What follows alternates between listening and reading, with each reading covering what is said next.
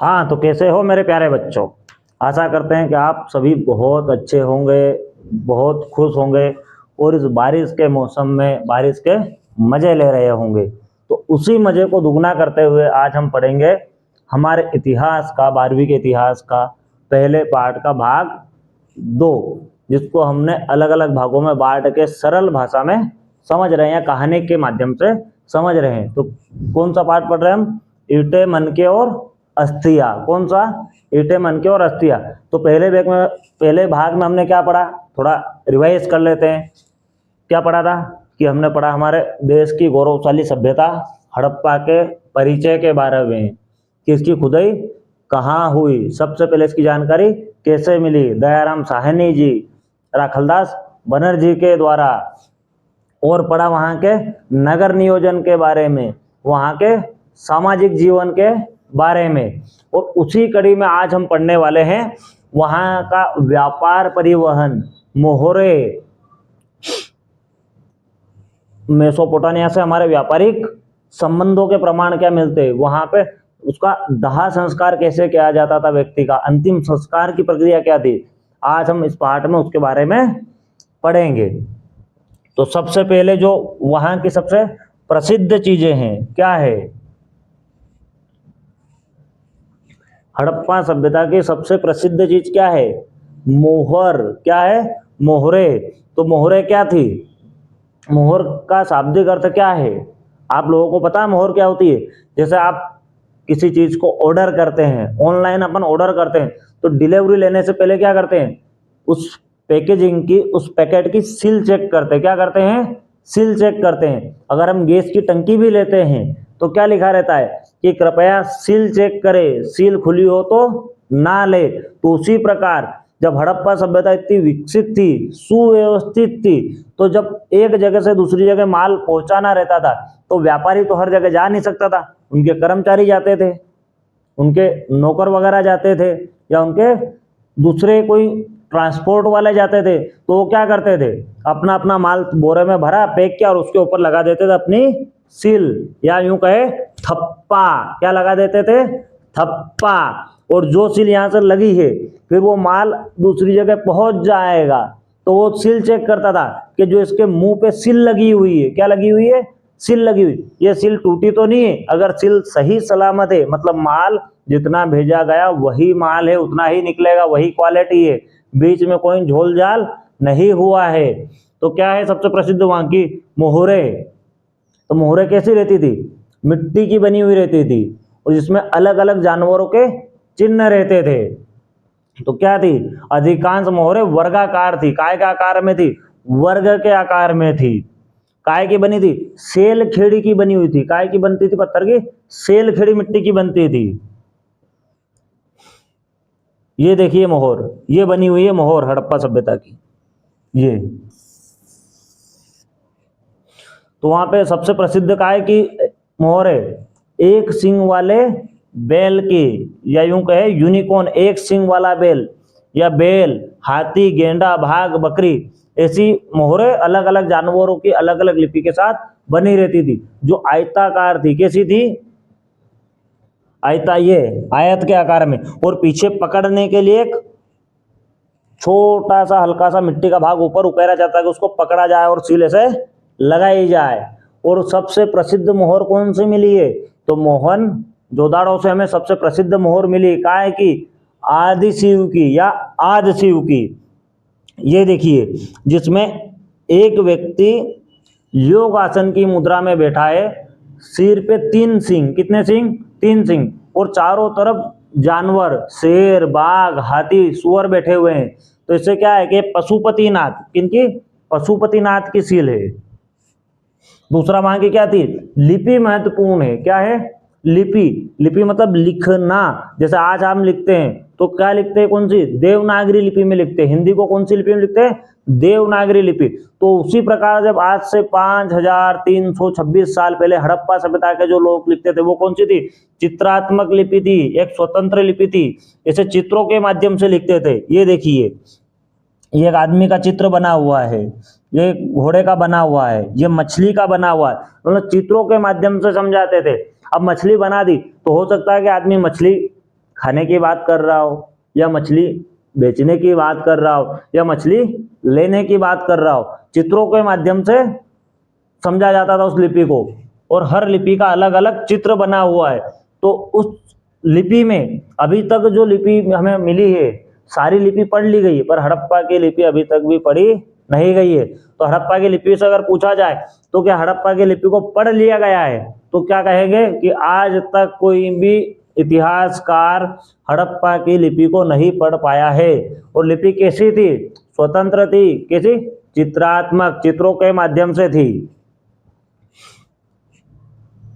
और अगला विशेषता कि अगर वो व्यवसाय कर रहे हैं, बड़ा चौड़ा साम्राज्य व्यवसाय कर रहे हैं, कुछ ले जा रहे हैं, तो वहां उसको मापना पड़ेगा। उस सामान का एक तोल किया जाता है। जैसे आज अपन लेने जाते हैं दुकान पे, किराने पे जाएंगे, शक्कर लेने जाएंगे तो कैसे लाएंगे? तोल के लाएंगे। दूध लेने जा रहे हैं दूध डेयरी पे, तो कैसे ला रहे हैं? तोल के ला रहे हैं कि भाई 100 ग्राम 200 ग्राम। तो उस जमाने में भी, आज से हजारों साल पहले भी, जब कोई सा सामान लिया जाता था तो उसको तोल के दिया जाता था। तो वहां की भार माप प्रणाली बड़ी सुचारू थी। इतने बड़े क्षेत्र में फैले होने के बाद भी, कितने 13 लाख वर्ग किलोमीटर क्षेत्र में फैले होने के बाद भी, हड़प्पा सभ्यता की जो भार माप प्रणाली थी, कैसी? जो वजन करने की प्रणाली थी, जो बाट थे, वो सभी क्षेत्रों में एक समान थे। ऐसा नहीं कि हर क्षेत्र ने अपना अलग अलग बाट बना रखा था या माप बना रखा था। सारे क्षेत्रों का माप एक जैसा था। और माप कैसे थे? द्विआधारी, मतलब 1 किलो है तो अगला 2 किलो, 2 किलो तो अगला बाट 4 किलो का, 4 किलो तो अगला बाट 8 किलो का।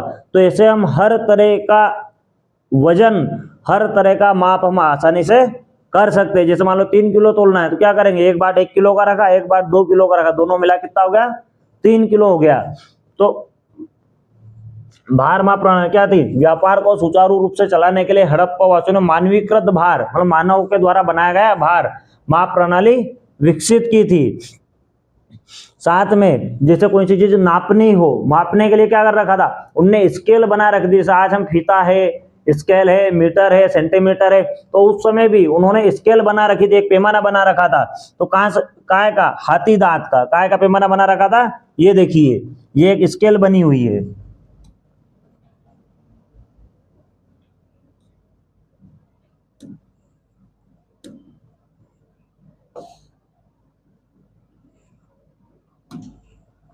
ये देखिए, ये एक स्केल बनी हुई है। काय की बनी हुई? हाथी दांत की। ये इस पे छोटे छोटे सेंटीमीटर वगैरह गुदे हुए हैं, या उस जमाने की जो भी इकाई होगी वो गुदी हुई है। तो ये कहां से मिली? लोथल से। कहां से मिली है? लोथल से। तो आपका एक क्वेश्चन ये भी बनेगा कि पैमाने मापने की स्केल हाथी दांत की कहां से मिली? तो लोथल से। पशुपतिनाथ की मूर्ति कहां से मिली, या मोहर कहां से मिली? तो मोहन जोदाड़ो से। और लिपि कैसी है? तो अपठित, आज तक कोई भी नहीं पढ़ पाया है। अगला व्यापार। जब मोहर लग रही है तो व्यापार हो रहा होगा। तो व्यापार कैसा था? मान लो किसी चीज पे सील लगा रहे हैं, तो सील काहे के लिए लगती है? किसी आदेश के लिए या व्यापार के लिए। तो हड़प्पा सभ्यता का व्यापार कैसा था? व्यापार बहुत विकसित व्यापार था। जैसे आज हम देखते हैं विकसित देश देखते हैं और विकासशील देश, तो उस समय की विकसित व्यापार व्यवस्था हड़प्पा सभ्यता की थी। व्यापार एक शहर से दूसरे शहर या गांव से शहर में भी किया जाता था। और एक हड़प्पा सभ्यता मतलब एक देश से दूसरे देश, मतलब मेसोपोटामिया भी किया जाता था। व्यापार विकसित था। आंतरिक व्यापार भी था, मतलब गांव से गांव, शहर से शहर व्यापार भी होता था। और विदेशी व्यापार भी था। दूसरे देश, इराक यानी मेसोपोटामिया, ओमान, बहरीन, दिलमुन और अफगानिस्तान में भी हमारी वस्तुएं जाती थी व्यापार के लिए। और वहां से भी हमारा आयात निर्यात होता था। तो वहां से निर्यात क्या करते, हम निर्यात क्या करते थे? यहाँ से भाई, यहाँ से बेचने जाए क्या बेचते थे? तो निर्यात में देखिए, हम मनके, जो चनहूदड़ो मुख्य केंद्र है मनके बनाने का, तो मनके यहाँ से भेजते थे, आभूषण भेजते थे, शंख की वस्तुएं भेजते थे, हाथी दांत की बनी हुई चीजें भेजते थे। और अगर हम यहाँ से बेचने जाए तो उधर से लेके क्या आएंगे? तांबा, सोना, चांदी और कीमती पत्थर वहां से लेके आते थे। अब इसमें एक क्वेश्चन ये बनता है आपका छोटा सा, कि अगर व्यापार करते थे तो उसके लिए क्या चाहिए? विदेश जाते थे तो काय के माध्यम से, समुद्र के माध्यम से। तो समुद्र के माध्यम से आज भी हमारे जहाँ जहाज जाते हैं तो वहाँ उसे हम क्या कहते हैं, बंदरगाह कहते हैं, डॉकयार्ड कहते हैं। तो भाई उस जमाने भी बंदरगाह था कि नहीं था? भाई आपके मन में सवाल आएगा ना कि उस जमाने के लोग विकसित थे तो क्या हमने समुद्र पे अपना कब्जा स्थापित कर लिया था? लहरें आ रही है तो वहां पे कैसे वो अपनी नावें ले जाते थे? तो उनने क्या कर रखा था, एक कृत्रिम बंदरगाह बना रखा था। कैसा कृत्रिम बंदरगाह? और कहाँ पे? लोथल में मिला है। कहाँ पे? हड़प्पा सभ्यता में लोथल में एक कृत्रिम बंदरगाह मिला है। तो वहां से अपना व्यापार सुचारू रूप से चलाते थे। अब व्यापार करेंगे तो परिवहन, आने जाने के साधन चाहिए, रोड चाहिए। रोड, सड़कों के बारे में तो हम पहले ही पढ़ चुके हैं कि सड़क कैसी थी, सुव्यवस्थित थी। अब वो परिवहन के साधन क्या थे? यहाँ से वहां अगर सामान ले जाएंगे तो जैसे आज हम सामान ले जाते हैं ट्रकों के माध्यम से, रेलों के माध्यम से, या यूं कहें हवाई जहाज के माध्यम से हमारा सामान जाता है। तो उस समय सामान कैसे ले जाते थे? कि अमेजन पे बुक होता था? नहीं, उस समय जो हमारा परिवहन होता था वो एक तो था स्थल मार्ग, मतलब जमीन के माध्यम से। तो जमीन के माध्यम से कैसे जाएंगे? बैलगाड़ी में। काय में? बैलगाड़ी में। और दूसरा नदी या तो समुद्र के माध्यम से, तो उसके लिए हम जहाजों का उपयोग करेंगे या नावों का उपयोग करेंगे। ये देखिए व्यापार, हड़प्पा सभ्यता का व्यापार अत्यंत विकसित था। व्यापार आंतरिक तथा विदेशी दोनों प्रकार का था।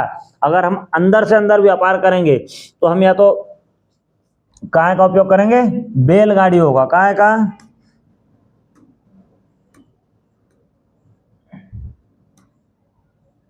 बैलगाड़ी का उपयोग करते थे। क्या करते थे? ये देखिए ये बैल बने, ये बैलगाड़ी में आदमी सामान लेके आ रहा है, एक गांव से दूसरे गांव या एक शहर से दूसरे शहर जा रहे थे। वहीं अगर हमको बाहर जाना, लंबी दूरी तय करनी है, तो लंबी दूरी तय करने के लिए पैदल से अच्छा है जल का रास्ता। पानी के माध्यम से जाना बहुत आसान रहता है, उसमें खर्च भी कम आता है। तो वो ये देखिए विदेशी व्यापार के लिए काय का उपयोग करते थे? ये नाव का। ये 2 जने बैठ गए हड़प्पा वासी ये नाव में और चल दिए। ये क्या रखा है? बातों में झंडे ले लो हाथों में, ऐसा करते हुए चल दिए। कहाँ पे? मेसोपोटामिया की तरफ, ओमान की तरफ, बहरीन की तरफ या दिलमुन की तरफ। और वहां जाके क्या किया इनने?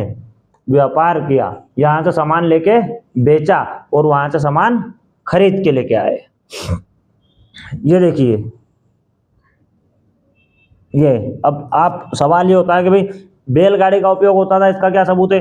तो हमें लोथल में क्या मिली है? गोदी। और दूसरी जगह जब हमने खोज की, पुरातात्विकों ने खोदा है, निकाला है, तो वहां पे बैलगाड़ी के, बैलों के छोटी छोटी मूर्तियां मिली है। तो उससे समझ में आता है क्या कि भाई अगर बैलों के की मूर्तियां है तो स्वाभाविक बात है कि बैलगाड़ी का उपयोग करते थे। अब एक शब्द बार बार आ रहा है, मेसोपोटामिया। क्या आ रहा है? Mesopotamia, Mesopotamia, Mesopotamia. व्यापार व्यापार व्यापार। तो साहब के वो कहाँ थी? उससे हमारे संबंध कैसे थे? तो क्या कर रखी थी? तुम्हारी वहां पे शादी कर रखी थी। क्या कर दी थी? शादी कर दी थी। यहाँ के राजा की लड़की की वहां के राजकुमार से शादी कर दी थी। नहीं, सामाजिक संबंध जरा सा भी नहीं था, रिश्तेदारी कोई सी भी नहीं थी। अगर संबंध की बात आए तो कोई शादी ब्याह का संबंध, सगाई वगैरह का नहीं। कौन सा? व्यापार का, पैसे कौड़ी का, लेन देन का संबंध था। और सबसे बड़ा संबंध कौन सा होता है? पैसे का। पैसा है तो सब है।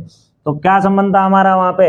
हड़प्पा सभ्यता और मेसोपोटामिया की सभ्यता के बीच घनिष्ठ व्यापारिक संबंध थे। काय के थे? व्यापारिक। अब व्यापारिक संबंध थे तो इसकी जानकारी कैसे मिलती है हमको? तो जो मेसोपोटामिया सभ्यता है वहां उसकी जो ग्रंथ है, जो लिपि है, उसमें उन्होंने लिख रखा है कि हमारा व्यापारिक संबंध वहां फलाने देश से आते थे। कहाँ से? मेलुहा। कहाँ से आते थे? कि मेलुहा से व्यापारी आते थे। उसने उसके ग्रंथों में लिख रखा है। तो मेलुहा किसे कहते थे? वो हड़प्पा सभ्यता को क्या कहते थे? मेलुहा। तो ये सब एक क्वेश्चन आपका ये बना कि मेसोपोटामिया वाले लोग हड़प्पा को क्या कहते थे? तो मेलुहा के नाम से कहते थे। क्या कहते थे? मेलुहा। एक और दूसरा वो कहते थे, क्या नाम से जानते थे? नाविकों का देश। क्योंकि हम क्या करते थे? फटफटी से थोड़ी जाते थे, नाव से जाते थे। कहाँ से जाते थे? नाव से जाते थे। बड़े बड़े जहाजों के माध्यम से वहां जाते थे। तो वो क्या कहते थे कि यार बहुत बड़े नाविक हो तुम, तो 1000, 100, 200, 500 किलोमीटर नाव के माध्यम से आ जाते हो, 3-3, 4-4, 5-5 दिन का समय लगता है, फिर भी आ जाते हो, बड़े नाविक हो तुम यार, बड़े बहादुर हो। तो क्या कहते थे वो, या तो मेलुआ क्षेत्र या नाविकों का देश। ये देखिए, ये हड़प कहाँ है, मोहनजोदड़ो, हड़प्पा ये यहाँ पे है, और मेसोपोटामिया यहाँ पे। तो ये आदमी यहाँ से लोथल यहाँ से बैठेगा नाव में, और चल मेरे भाई चली मेरी नाव, ये चल दी नाव, 1-2 दिन का समय लगा, पहुंच गए मेसोपोटामिया। फिर यहाँ से नाव में भर के ले गए थे क्या, मन के, लकड़ी, हाथी दांत, संग की बनी हुई वस्तुएं वहां जाके बेच दी, और रिटर्न में खरीदते हुए क्या लेके आ गया, पैसा है तो सोना चांदी, तांबा, कीमती पत्थर खरीद के ले आए। अब ये कि आज से 5000 साल पहले वहां हम संबंध करते थे, इसके प्रमाण क्या है भाई, पूछोगे ना कि चलो ये तो तुमने कह दिया धंधा करते थे, व्यापार था, इसका सबूत दो। बिना सबूत के पुलिस नहीं मानती। तो उसका सबूत क्या मिला है कि मेसोपोटामिया में हड़प्पा सभ्यता की एक सील मिली है। क्या मिली है, मुहर मिली है। और मुहर कौन सी मिली है, एक सींग वाले बैल की, एक श्रृंगी की। तो क्या हुआ है कि मेसोपोटामिया के नगर उर में, कौन से नगर से, उर नगर से मोहनजोदाड़ो या हड़प्पा सभ्यता की सील मिली है। ये उर से ऐसी सील मिली, एक सींग वाले बैल की, और इसके ऊपर हड़प्पा सभ्यता की लिपि लिखी हुई है। क्या है, लिपि, ये चित्र बने हुए हैं। दूसरा क्या है कि वहां पे हमको मनके मिले हैं। क्या मिले हैं, मोती, जो हड़प्पा सभ्यता में बनते थे वो मिले कहाँ पे है, मेसोपोटामिया मिले। लोगों ने मालाएं पहन रखी थी, तो जाना कि माला कहाँ से ली। जैसे आज कोई महिला अच्छी साड़ी पहनती है तो दूसरी उसकी सहेली पूछती है कि कहाँ से ली, कौन सी दुकान से ली भाई, बता तो सही। तो भाई कह दे कि फलाना सेठ जी कहाँ से लाई, तो फिर वह भाई भी पति के बोले कि वही सेठ से वही साड़ी चाहिए हमारे। तो ऐसी माला अगर भी पहनता था तो कहीं कहता था कहाँ से लाया, के हड़प्पा सभ्यता बेचने आया था। ठीक। दूसरे वहां से मिले हैं तांबे कांसे की वस्तुएं, भाले के लोग, मच्छी पकड़ने के जो कांटे रहते हैं वो मिले हैं, और मिट्टी के बर्तन मिले हैं जो उस समय के कुम्हार लोग बनाते थे। बड़े प्यारे प्यारे बर्तन बनाते थे जिसको लाल रंग किया जाता था और काले कलर से चित्रकारी की जाती थी। तो बर्तन वहां पे मिले हैं। साथ ही एक सील मिली है जिसमें नाव बनी हुई है। क्या बनी हुई है, नाव। ये देखो, ये मोहर या कहें सील, ये मोहर मिली हुई है। अब इस मोहर पे क्या है, एक नाव बनी हुई है। क्या बनी हुई है, नाव। और नाव के साथ साथ उसकी पतवार भी बनी हुई है। तो पता चलता है कि वहां के लोग नाव से आवागमन करते थे। तो क्या प्रमाण है, पहला प्रमाण कि मोहर मिली है, दूसरा नाव अंकित सील मिली है, व्यापारिक वस्तुएं मिली जो अपने यहाँ बनती थी और वहां मिल रही है। तो उससे प्रमाणित होता है कि हमारा मेसोपोटामिया के साथ कैसा संबंध था, व्यापारिक संबंध था।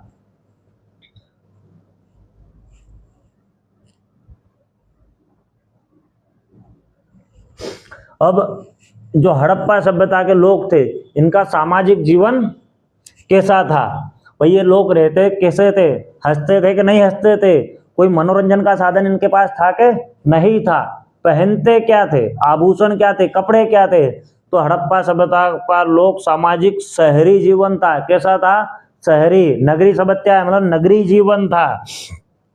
स्वच्छता इनको बहुत पसंद थी, साफ और स्वच्छ रहना बहुत पसंद करते थे। स्त्री और पुरुष दोनों लोग आभूषण के शौकीन थे। काय के शौकीन थे, आभूषण के।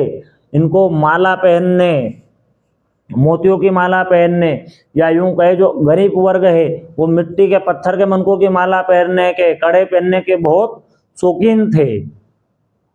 मनोरंजन के लिए भी, बच्चों के लिए भी मनोरंजन की व्यवस्था थी, बड़ों के लिए भी मनोरंजन की व्यवस्था थी। तो वो कैसे, छोटों बच्चों के लिए खिलौने बनाए जाते थे, बैलगाड़ियां बनाई जाती थी, घोड़ा गाड़ी बनाई जाती थी जो हमको खुदाई में मिले हैं। वहीं बड़े लोग नृत्य देखने के शौकीन थे। काय के थे, नृत्य के, क्योंकि वहां से एक नर्तकी की मूर्ति भी मिली है। उससे अनुमान लगाया जा सकता है कि वहां के लोग संगीत और नृत्य के बारे में भी जानते थे और उसे देख के अपना मनोरंजन करते थे। आभूषण में क्या क्या पहनते थे, अंगूठी, बाजूबंद, गले का हार, करधनी और कान की बालियां पहनते थे। ये देखिए मोहनजोदड़ो से कहां से याद रखिएगा, यहां ध्यान लाओ तुम्हारा, ये यहां देखो ये मूर्ति, और ये मिली कहां से है? मोहनजोदाड़ो से। कहां से मिली है? मोहनजोदाड़ो से। कहा है कि कांस्य की, कांस्य मतलब कांसा, तो सभ्यता को क्या कहें? कांस्य युगीन सभ्यता थी मोहनजोदाड़ो सभ्यता या हड़प्पा सभ्यता। तो वहां से क्या मिली? नर्तकी मतलब नृत्य करती हुई मूर्ति मिली है, जिसके हाथ में बहुत से, देखिए आप अगर पतले पतले देखेंगे तो चूड़ियां पहन रखी है, ये गले में माला पहन रखी है। तो इससे पता चलता है कि क्या था कि वहां के लोग आभूषण के शौकीन थे, और कांसे की मूर्ति मिली नृत्य करती, मतलब नृत्य के भी शौकीन थे। अब वस्त्र कैसे पहनते थे भाई? हार पहन लिया, सारी चीज पहन, वस्त्र, तो वस्त्र ऊन और सूती के थे। काय के थे? ऊन और सूती के थे। महिलाएं साड़ी वगैरह पहनती थी, और लोग क्या पहनते थे? लोग एक शाल नुमा कपड़ा शरीर के ऊपर के भाग में लपेटते थे, नीचे धोती बांधी और ऊपर शाल लपेट ली। अब शाल कैसी लपेटी? कहाँ देखा है तुमने? देखा अमिताभ बच्चन को बहुत सी पिक्चरों में ये शाल यूं करके ऐसा लपेट ले, घूम रहा है वैसा वैसे। हीरा ठाकुर का बाप रहता है, और भी पिक्चरों में हाँ करके शाल लपेट ली। तो ऐसे उस समय के लोग भी शाल लपेटते थे, ऊपरी भाग में नीचे धोती बांधते थे। और काय के वस्त्र थे? सूत और ऊन के, क्योंकि कपास के बारे में लोग जानते थे। कपास का सबसे पहले जानकारी कौन सी सभ्यता मिलती है विश्व में? तो हड़प्पा सभ्यता में। इससे पहले कपास की जानकारी कहीं भी नहीं थी। तो कपास, तो ऊन के बने और सूत के बने हुए कपड़े पहनते थे। तो विश्व में सर्वप्रथम कपास की खेती के प्रमाण कहाँ मिले हैं? हड़प्पा सभ्यता में।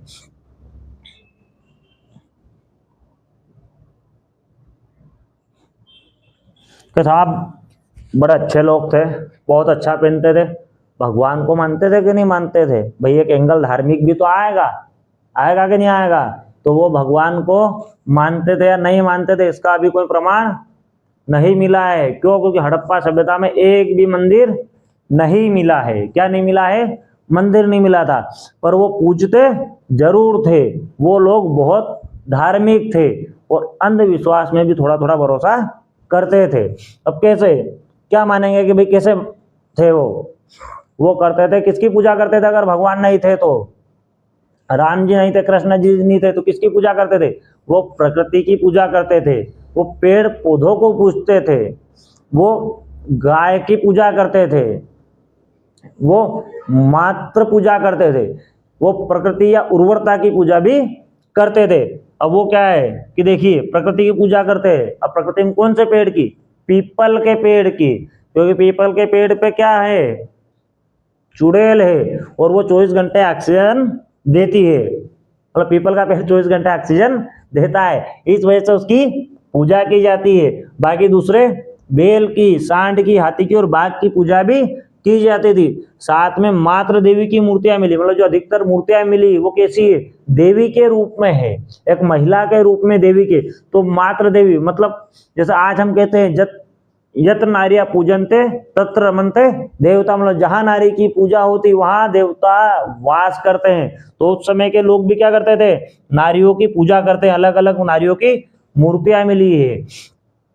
साथ ही एक आदिदेव महादेव या यूं कहे पशुपतिनाथ की भी एक मूर्ति सील मिली है, मोहर मिली है, जिसपे भगवान कोई आदि योगी बैठे हुए हैं योग के आसन में, सिर पे 3 सिंह का मुकुट पहने हुए, और आसपास बाघ, हाथी आदि जानवर है, और हड़प्पा सभ्यता के कुछ शब्द अंकित या लिपि लिखी हुई है। तो उससे क्या पता चलता है कि वहां के लोग धार्मिक थे, धर्म को मानते थे, और किसकी पूजा करते थे? प्रकृति की पूजा, मात्र पूजा, उर्वरता की पूजा यानी अनाज की पूजा, और वृक्ष पूजा और पशु पूजा। ये देख लो तुम्हारे सामने ये सारी चीज।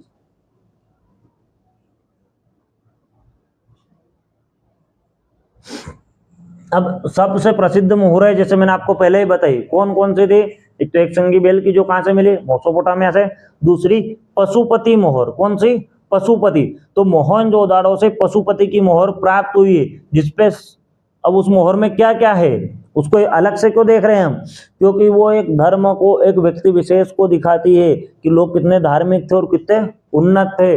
वहां पे जो मुद्रा मिली उसमें एक व्यक्ति आदि योगी की स्थिति में, कैसे योग करते हुए, ध्यान करते हुए, ध्यान की मुद्रा में सिर पे सींग वाला मुकुट पहन रखा है और आसपास फिर कह रहे हैं क्या है, हाथी, बाघ, भैंस और गेंडे की आकृति बनी हुई है। तो इससे विद्वान क्या कहते हैं कि ये जो सील है, ये मोहर है, ये किनकी है, भगवान पशुपतिनाथ की। किनकी है, पशुपतिनाथ की। या आदि शिव, मतलब शिव का प्रथम रूप या पहला रूप, जिसमें वो पशुओं के देवता हुआ करते थे, हुए आज भी। जैसे हम मंदसौर जाते हैं मध्य प्रदेश के, तो वहां क्या है, पशुपतिनाथ का मंदिर है। दूसरा नेपाल में पशुपतिनाथ का मंदिर। और क्या है, मातृ देवी, मतलब वहां स्त्रियों को बहुत सम्मान दिया जाता था, उनकी पूजा की जाती थी, बहुत मान सम्मान के साथ देखा जाता था। जैसे आज हम भारत में स्त्रियों की पूजा करते हैं, एक माँ का दर्जा देते हैं, पर स्त्री को भी माँ का दर्जा देते हैं। तो उस समय भी क्या था, स्त्रियों को बहुत मान सम्मान दिया जाता था। अब उसकी जानकारी कैसे मिलती, क्योंकि वहां पे देवियों की मूर्ति मिली है।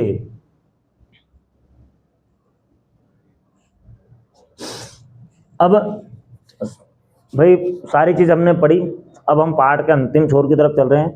तो हमने हड़प्पावासी के जीवन के बारे में पढ़ा कि साहब कैसा जीवन था, क्या करते थे, क्या खाते थे, कहाँ रहते थे, किसको पूछते थे। सारी चीज होने के बाद फिर एक अंतिम समय क्या आता है, आदमी मर जाता है। क्या होता है, मृत्यु हो जाती है। चाहे जीवन है तो मृत्यु जरूर है। तो हड़प्पा वासियों की समाधान या मृत्यु या अंतिम संस्कार या दफन संस्कार के बारे में भी जानना जरूरी है, क्योंकि एक अच्छा इतिहासकार वही है जो किसी भी वस्तु के बारे में या विषय के बारे में जन्म से लेकर मृत्यु तक की जानकारी दे। तो जब हड़प्पा सभ्यता की खोज की गई तो वहां उसके हर पहलू को देखा गया कि भाई क्या खाते थे, क्या पहनते थे, क्या मनोरंजन के साधन थे, आवागमन कैसा था। तो उसके अंतिम संस्कार को भी हम नहीं छोड़ सकते। तो हड़प्पावासी क्या करते थे, मुर्दों को दफनाते थे। क्या करते थे, कब्रों में दफना देते थे। साथ में जो मृतक है उनके साथ क्या करते थे, उनके कीमती सामान या प्रिय वस्तुएं भी रखते थे। कोई पैसे वाला था, कोई नगर सेठ था, तो उसके साथ सोने की वस्तुएं, महंगी महंगी वस्तुएं साथ में कब्र में रखी जाती थी। कोई मध्यम परिवार से था, उसकी जैसी परिस्थिति थी उस समय, जैसी आर्थिक स्थिति, उसके अनुसार कच्चे मिट्टी के बर्तन या दूसरे छोटे मोटे खिलौने रखे जाते थे। और कोई कोई नहीं भी रखता था। अब ये रखी क्यों जाती थी, क्योंकि वो पुनर्जन्म में विश्वास करते थे कि भाई ये जब भूत बन जाएगा या इसका अगला जन्म होगा तो ये सारी चीजें इसको अगले जन्म में काम आएगी। तो क्या था, शव को उत्तर से दक्षिण दिशा में लिटाया जाता था, मतलब शव का सिर किधर रहता था, उत्तर दिशा में। मृतकों के साथ बर्तन, आभूषण और दैनिक उपयोग की वस्तुएं रखी जाती थी, जिससे हमें उसके सामाजिक जीवन के बारे में जानकारी मिलती है। सामाजिक जीवन मतलब जिसके कब्र में ज्यादा सामान वो ज्यादा पैसे वाला, और जिसके कम सामान वो कम पैसे वाला। तो ये हमने जहाँ खुदाई की है, हड़प्पा, राखीगढ़, कालीबंगा में, तो ये देखो ये आदमी लेटा हुआ बेचारा, शांत हो गया, कब दफन है। और इसके आसपास ये सारी चीजें हमने वहां के लोगों ने, इनके परिवार वालों ने रख दी कि भाई तू जब अगला जन्म लेगा तो तेरे को ये सारी चीजें काम आएगी। तो क्या है धार्मिक मान्यता, वो परलोक या दूसरे जन्म में भरोसा करते थे। अब कब्र हुई तो जैसे हमारे इतिहास में हम पढ़ते हैं बहुत सी जगह कि सती प्रथा थी। क्या थी, सती प्रथा, मतलब अगर पति शांत हो गया तो साथ में उसकी महिला भी, पत्नी भी अग्नि में बैठ के उन्हीं के साथ अंतिम संस्कार या उनको सती कर दिया जाता था। तो उस समय क्या सती प्रथा थी, तो अगर कहा जाए तो नहीं थी, सती प्रथा नहीं थी। परंतु लोथल में, कौन से स्थान पे, लोथल में हमें 3 कब्रें ऐसी मिली है जिन कब्रों में एक साथ 2 लोगों को दफनाया गया है। कितने लोगों को, 2 लोगों को। कहाँ कहाँ, ये देखो ये कब्र है और इसमें 2 लोगों को एक साथ दफना दिया गया। पर ऐसी सिर पे कितनी कब्र मिली है? 3 कब्र मिली, जिन्हें संयुक्त कब्र कहते हैं। क्या कहते हैं? संयुक्त, मतलब 2 लोगों को एक साथ दफनाना, और वो कब्र कितनी मिली? मात्र 3 मिली है। तो इतनी बड़ी सभ्यता, इतने लंबे समय से चलने वाली सभ्यता, मात्र 3 कब्रें मिले, तो हम ये नहीं कह सकते कि वहां पे सती प्रथा थी। अब ये जो कंकाल मिले हैं, इसमें ये भी है कि भाई जरूरी नहीं कि पति पत्नी हो सकता है कि शमशान घाट जहाँ उनका रहा वहां जगह कम पड़ गई होगी, या और किसी कारण से दोनों को एक साथ दफना दिया होगा, या इनको कोई बीमारी होगी उस समय की, तो दोनों को एक साथ दफना दिया गया ताकि बीमारी फैले ना। इसका कुछ भी कारण हो सकता है। तो क्या है कि इन्हें पहले पति पत्नी कब्र माना गया था, पर इसका निश्चित वैज्ञानिक प्रमाण नहीं है। मतलब इसको माना पति पत्नी था, पर इसका कोई वैज्ञानिक प्रमाण नहीं है। और ये मिली कहाँ से? लोथल से। और लोथल कहाँ है? गुजरात में। और लोथल में एक और क्या चीज है? बंदरगाह, याद रखना। तो संयुक्त कब्रें कहां से मिली है? लोथल से। कितनी कब्रें? 3 कब्रें। अब जो हड़प्पा सभ्यता की जानकारी हम पढ़ रहे हैं, जब से हम पाठ पढ़ रहे हैं, जानकारी ले रहे हैं कि सील मिली, ये मिला, वो मिला, ऐसा मिला, वैसा मिला, और लिपि तो पढ़ी नहीं की। क्या नहीं किया गया? कि लिपि को तो पढ़ भी नहीं पाए। तो साहब एक बात बताओ, ये सब बता कौन रहा है? ऐसा कौन सा डिपार्टमेंट है जो खोद खोद के निकाल रहा है? तो जो खोद के निकालता है ना बगुआ, उस डिपार्टमेंट को हम कहते हैं पुरातत्व विभाग। क्या कहते हैं? पुरातत्व विभाग। और जो उसके माध्यम से जो सामान मिलता है उनको कहते हैं स्त्रोत, मतलब पुरातात्विक स्त्रोत। तो हड़प्पा सभ्यता के बारे में जानकारी के लिए पुरातात्विक स्त्रोत बहुत ही महत्वपूर्ण है, क्योंकि इसकी लिपि पढ़ी नहीं जा सकी अभी तक। अब पुरातत्व, इन्हीं स्त्रोतों के आधार पर इतिहासकारों ने हड़प्पा सभ्यता की जो इतना बड़ा वर्णन किया है, जन्म से लेके मृत्यु तक का, काम धंधे से लेके कृषि और व्यवसाय तक का, देवी से लेके देवता तक का जो वर्णन किया गया है, जन्म से मृत्यु तक का जो वर्णन किया गया है, वो काय के आधार पे? इन्हीं पुरातात्विक स्त्रोतों के आधार पे। क्या है? मिट्टी के बर्तन, मन के आभूषण, धातु की वस्तुएं, अस्थि, कब्रें, बाट और माप, इनके आधार पर ही हमने सारी चीजें निकाली है कि भाई क्या क्या उनका सामाजिक जीवन था। ये देखो पुरातात्विक स्त्रोत क्या क्या रहते हैं? बहुनों के अवशेष, मान लो कोई मकान बना, उसका खंडर है, मोहर मिली, मिट्टी के बर्तन, आभूषण, धातु की वस्तुएं, कुल्हाड़ी, कांटा, छोटी मोटी जो चीजें मिली है, मूर्तियां मिली है, अस्थियां मिली है, जो वहां की कब्रें मिली है, और उनके बाट और मापने की प्रणाली। तो ये हमारे रहते हैं पुरातात्विक स्त्रोत, जो खुदाई में हमको प्राप्त होते हैं। तो इनके माध्यम से ही हमको जानकारी मिलती है। अब खुदाई करते हैं उसे क्या कहते हैं? मान लो खोद रहे हैं, उसे क्या कहते हैं? जो रोके भाई करते थे, क्या कहते हैं उसको वैज्ञानिक भाषा में? उत्खनन। क्या कहते हैं? उत्खनन।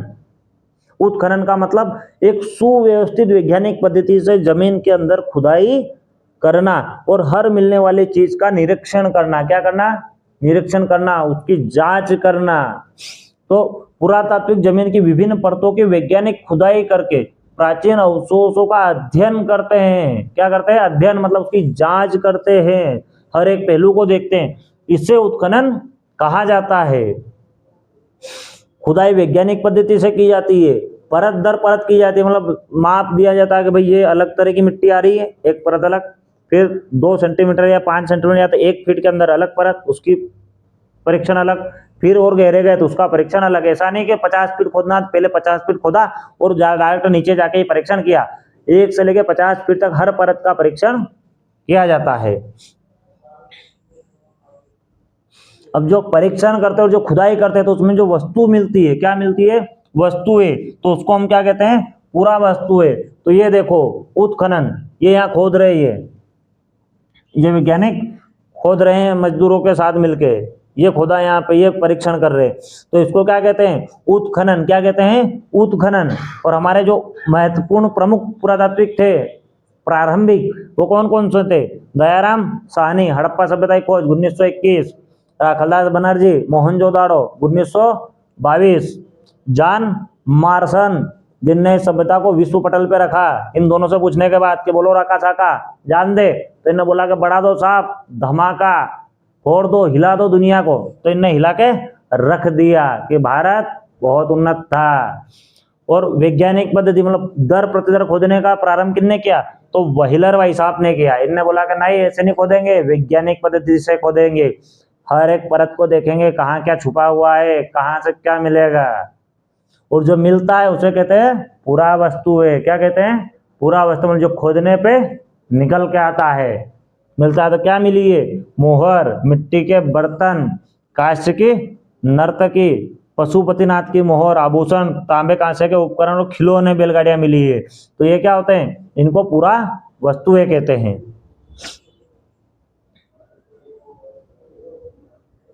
अब ये तो हो गए पूरा वस्तु है। अब वहां से और भी हमें क्या क्या मिला है? धातुएं, ताम्र पाषाण उपकरण भी मिले हैं।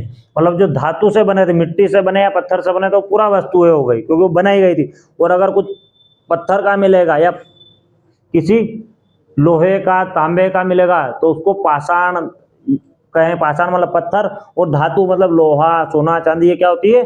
धातु होती है। तो वहां से क्या मिला है? कांस्य युग की सभ्यता थी। कौन सी कहते हैं हम? कांस्य युग की सभ्यता कहते हैं, हड़प्पा सभ्यता। तो वहां से क्या मिले? कांसे और पत्थर से बने हथियार, उपकरण या मूर्तियां भी वहां से हमें मिली है। सोने चांदी भी मिला है। तो जो धातु मिलती है, क्या मिलती है? धातु मिलती है।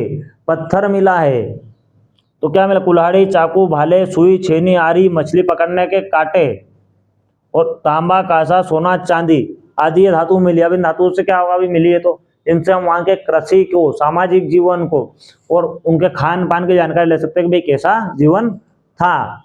साथ में जब खोदेंगे तो उत्खनन किया तो क्या मिली? पूरा वस्तुएं मिली, धातु मिली, पाषाण उपकरण मिले, ताम्र पाषाण उपकरण मिले, और क्या मिल जाएगी?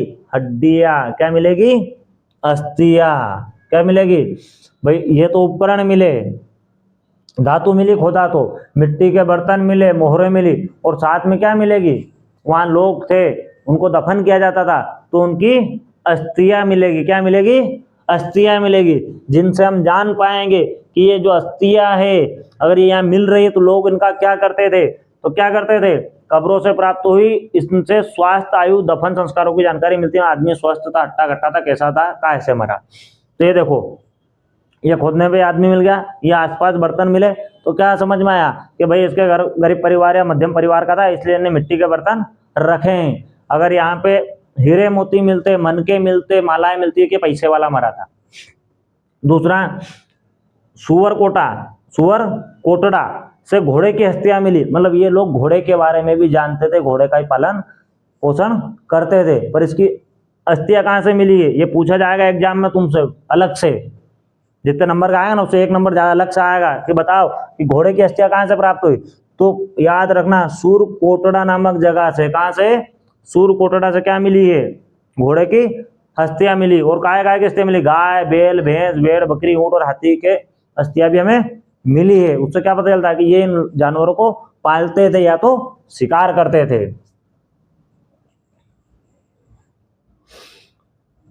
अब जो पुरातत्व विभाग है, जो खोद के हमको बताता है इसका महत्व क्या है। क्या है? हर चीज का एक अपना महत्व होता है। आप आपके घर में हो, आपको 2 टाइम का खाना मिल रहा है, तो कहीं ना कहीं आपका कुछ महत्व वहां पे होगा, तो ही तुमको घर वाले खाना दे रहे हो, तो भगा देते। इसी तरह जो भारत सरकार एक विभाग पे खर्च करती है, लोगों को तनख्वाह दी जाती है, तो उसका महत्व क्या है और इस पार्ट में क्या महत्व है। अब इस पार्ट में तो महत्व ये है कि हड़प्पा सभ्यता की जो लिपि है उसको आज तक पढ़ा नहीं गया है, तो इतिहासकार पढ़ नहीं पाएंगे, तो फिर क्या करना पड़ेगा? पुरातत्व विभाग के ही माध्यम से जानकारी मिलेगी, उससे को सत्य माननी पड़ेगी। तो इस क्या है, हड़प्पा लिपि अपठित होने के कारण इतिहासकारों को मुख्यतः पुरातात्विक साक्ष्यों पर निर्भर रहना पड़ता। साक्ष्य मतलब जो चीज खुदाई में, उत्खनन में निकल के आए उसे हम साक्ष्य कहते हैं। तो क्या महत्व है? प्राचीन सभ्यताओं का इतिहास ज्ञात होता है। क्या होता है? पुराने लोगों का इतिहास ज्ञात होता है। सामाजिक और आर्थिक जीवन की जानकारी मिलती है, उनके धार्मिक जीवन की जानकारी मिलती है, उनके व्यापार और व्यवसाय के बारे में जानकारी मिलती है कि भाई क्या व्यापार कर रहे हैं, क्या व्यवसाय कर रहे हैं, उसकी जानकारी कहाँ से मिलेगी? जब हम वहाँ खोदेंगे और मटेरियल निकाल कर लाएंगे अंदर से क्या मिला है, तब उसकी जानकारी हम कहाँ से मिलती है? पुरातत्व से। तो हड़प्पा सभ्यता का जो अधिकांश हमने भाग पढ़ा है, या यूं कहे कि 100% भाग जो है वो कहाँ से? पुरातात्विक विभाग से। अब इसकी जानकारी कैसे निकाली जाती है, समय सीमा कैसे निकाली जाती है, तो मैं आपको बता दूं किसी भी चीज की उम्र या समय जानने की दो विधि है, एक तो कार्बन डेटिंग और एक यूरेनियम पद्धति। क्या है? एक तो कार्बन डेटिंग, एक यूरेनियम पद्धति। तो कार्बन डेटिंग पद्धति में क्या होता है, जैसे मान लो जो चीज मिली है हमें, क्या मिली है,